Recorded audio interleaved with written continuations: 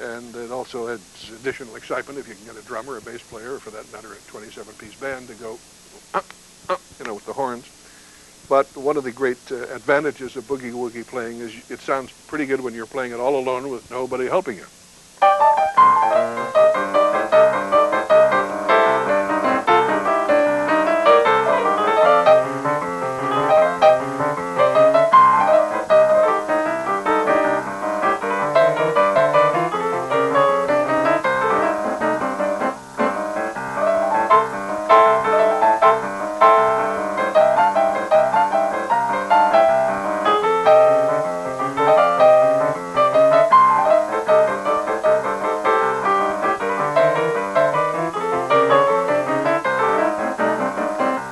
Walking bass.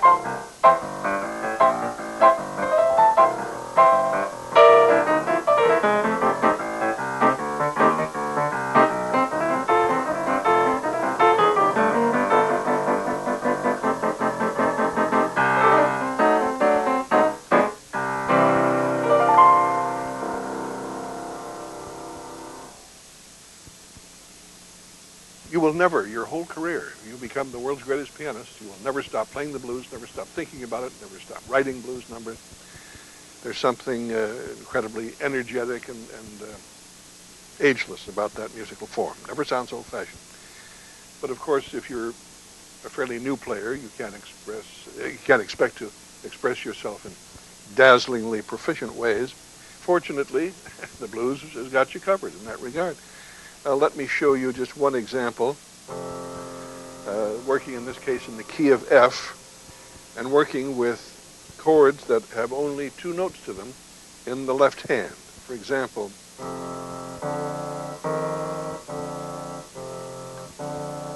you have your 4 bars of that,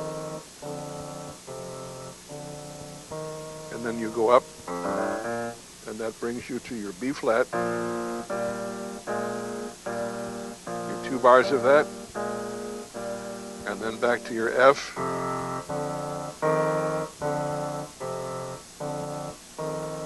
then your C, your B flat, and then naturally you can add whatever you want to.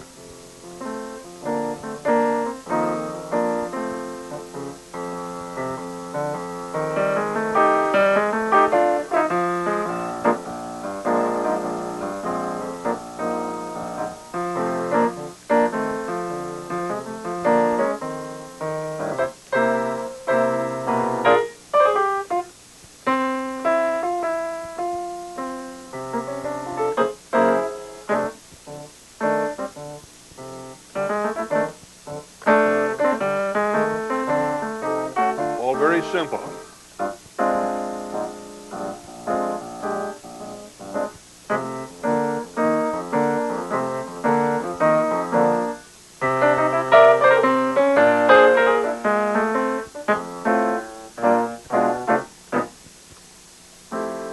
And there are many simple things you can do in let's say, C, or theoretically any key. But it's easy to show you in C. Here's a little figure, for example. In the left hand, it's just C. For the most part, you're dealing in octaves. And all you need up here is these 2 notes, that B flat, that E natural.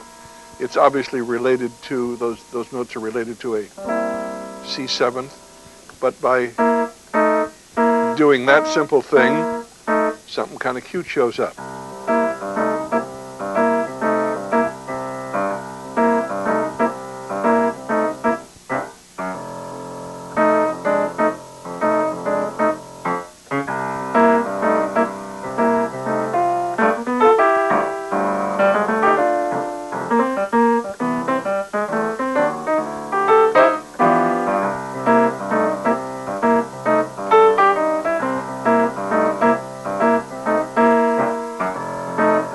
Step down.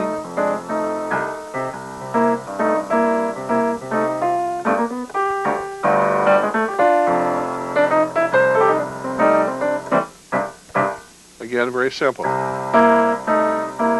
And then when you get to the F, you relate it to just a half step down from where your hand is anyway here, see? back to your original. And then to get away from monotony, when you're playing your G, whatever you want to play, anything there, just ad lib. But once I learned that about, 10 years ago, I immediately wrote a couple of tunes that based on that little discovery. Now, one of the nice things about the blues is you can play them in any style, in any key. You might want to, instead of playing a very funky, earthy kind of blues, you can play very pretty.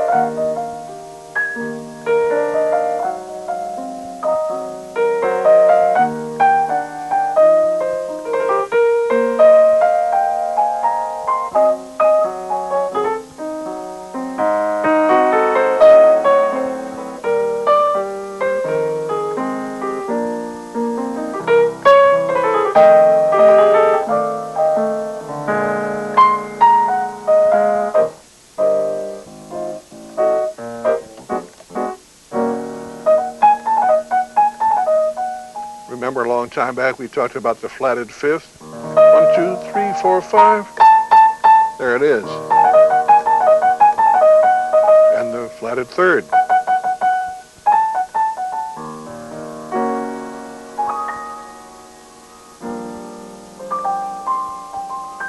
You can also have minor blues in addition to major. Classic instance, of course, is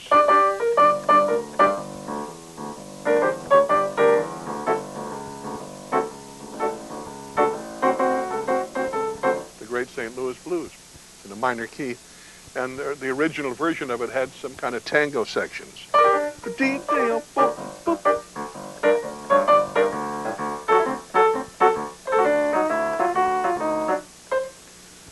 So again, the blues is, are, am. By the way, would you like to know where the blues comes from? I mean, the words? I've discovered that no other jazz musician on earth seems to know, so I didn't know either. But I read a lot, and I buy old books, and I came across a slang dictionary published, I think, in 1847, and to my great surprise, the term was there. It's a shortened version of a longer phrase, the blues, 2 words.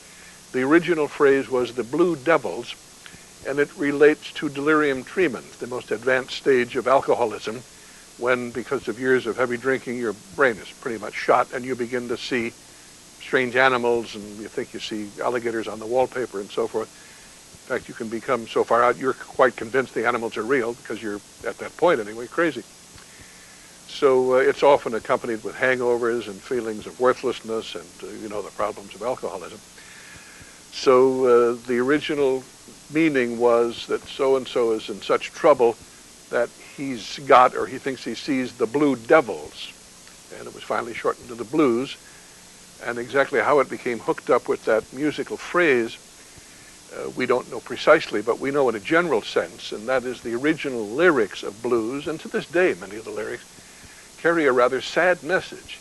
My baby left me, and it's kind of bad news of one kind. Or I woke up this morning and my old lady was gone, or whatever the bad news is.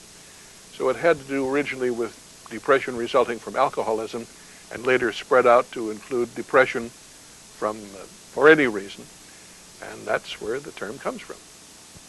Now here's another little harmonic gimmick. There's nothing wrong with it. It's not one of those cheap tricks, but it does come in handy, whether you're composing or playing jazz, which is a matter of instantaneous composing if you do it right. It has to do with a minor chord. It doesn't matter whether it's C minor, G minor, F minor, A minor. Let's just say we'll make it in G minor arbitrarily. That relates, of course, to a prior chord, which is the G major. And then you flat, the third note. That makes it minor, which, as we've already said, sounds sad. If you ever need sad, try a minor. If you're scoring a movie someday or something of the sort. Now, here's the gimmick. You're playing this simplest form of G minor with your left hand, of course. Now, you keep these right where they are, repeat them as often as you want, but you get some descending movement with your bottom finger, your little finger. First of all, it goes down a half a step. See, already you've got another harmonic color, and then by doing that same simple thing again, going down one half step and then once more, and in some cases that far. So 1, 2, 3, 4, 5, you kind of get those chords for free, so to speak. You don't have to use your brain much to realize you got 5 different sounds. And just about all of the great composers have used that, and I'm sure even before there was such a thing as American popular music, you'll undoubtedly find that in some of the classics.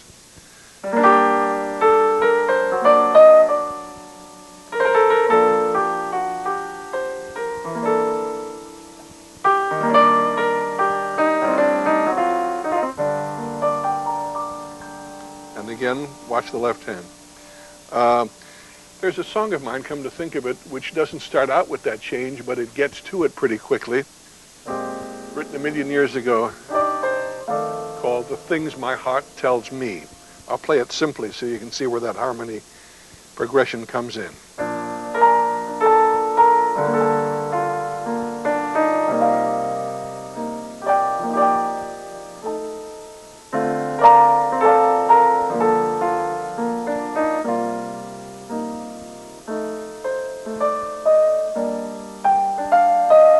There it is.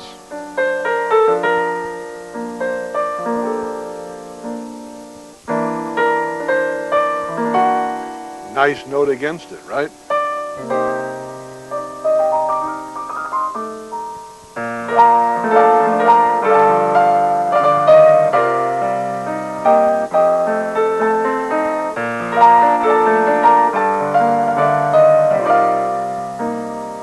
Here it comes again.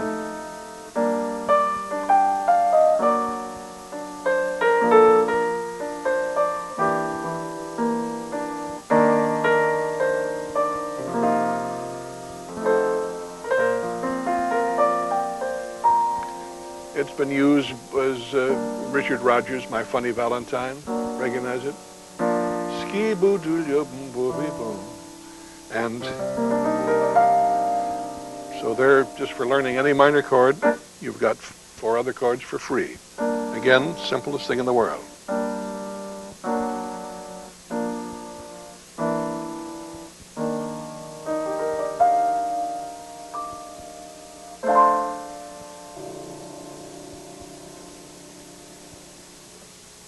Swing is a great word.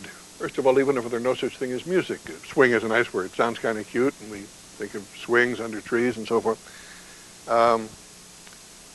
It became an important word musically in the 1930s. People had swung before musically, but somehow the word became common and generally understood in the 30s.